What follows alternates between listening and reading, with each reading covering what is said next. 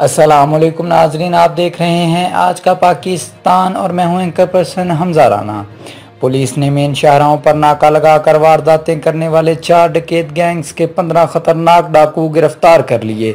मुल्ज़मान से 23 मोटरसाइकिलों और जदीद असला समेत बड़ी तादाद में माल मसरूका बरामद किया गया। मजीद पाकपतन पुलिस ने 4 खतरनाक बैनुल इजलाई डकैत गैंग्स के 15 अरकान को गिरफ्तार कर लिया। DSP सदर सर्कल इकराम खान बलोच कहते हैं, मुल्ज़मान को ट्रेस किया और सरकाशुदा जो मोटरसाइकिल आए हैं जिनकी मालियत तकरीबन 13.5 लाख रुपए है वो रिकवर किए कि कैश स्नैचिंग का था 20 लाख का, वो 20 लाख रुपए की भी रिकवरी करके मालकान के हवाले की जा रही है। पुलिस की मौसर कार्रवाई पर district police officer Sahibzada Bilal Umar ने पुलिस टीम के लिए तारीफी सर्टिफिकेट्स और नकद इनाम का ऐलान किया है। पुलिस ने मुल्ज़मान से 23 मोटरसाइकिलें, जदीद असला और घरेलू सामान समेत 33 लाख से जायद मालियत का माल मसरूका बरामद करके बुरसा के हवाले कर दिया।